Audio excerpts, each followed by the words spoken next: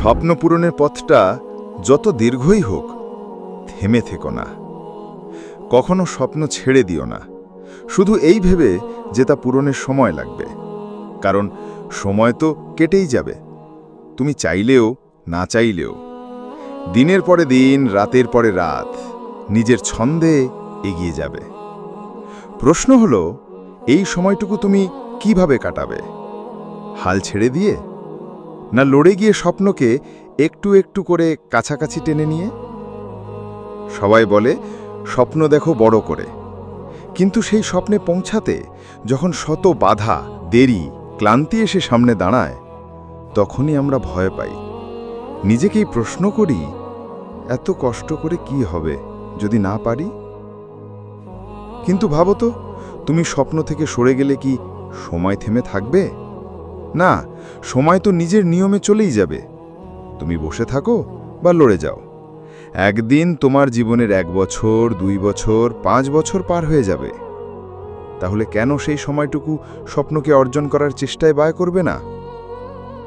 ধীরে হলেও এগিয়ে যাও, কারণ গন্তব্যটা দেরিতে আসলেও তোমার প্রাপ্তিটা হবে গভীর, সত্য আর গর্বের। অনেকেই বলবে তুমি পারবে না। তারা তোমার ধৈর্যকে পরীক্ষা করবে, তোমার স্বপ্নকে ঠাট্টা করবে। তবে তোমার কাজ একটাই, নিজের স্বপ্নকে বিশ্বাস করা। তুমি যখন পরিশ্রম করছো, তুমি যখন ঘুমহীন রাত কাটাচ্ছ, তুমি যখন কাঁদছ একা একা, তার মানে তুমি স্বপ্নের দিকে হাঁটছ। ধীরে হলেও তুমি এগোচ্ছ। একদিন যখন সবাই অবাক হয়ে বলবে, তুমি এটা কিভাবে করলে? তখন তুমি মাথা উঁচু করে বলবে, আমি থামিনি, সময় কেটেছে, কিন্তু আমি স্বপ্ন আঁকড়ে রেখেছিলাম। জীবন কখনো সোজা নয়, তবে সেটা তো থেমে থাকবেই না। তুমি হতাশ হয়ে থেমে গেলে, তাহলে সেই সময়টা আর কিছু করতে পারবে না।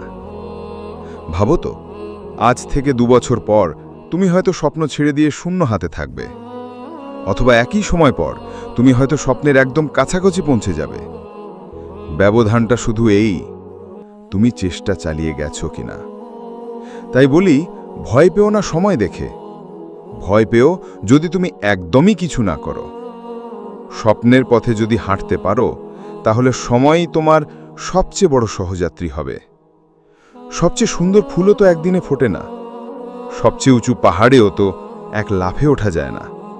তবুও মানুষ ওঠে, ফুল ফোটে, স্বপ্ন পূর্ণ হয়। তাই আজ যদি পথ কাটার মতো মনে হয়, কালকে সেই পথেই হয়তো ফুটবে সফলতার ফুল। কখনো হাল ছেড়ো না, কারণ সময় তো কেটেই যাবে। তুমি চাইলে সেই সময়ই তোমার সবচেয়ে গর্বের গল্প হয়ে উঠতে পারে।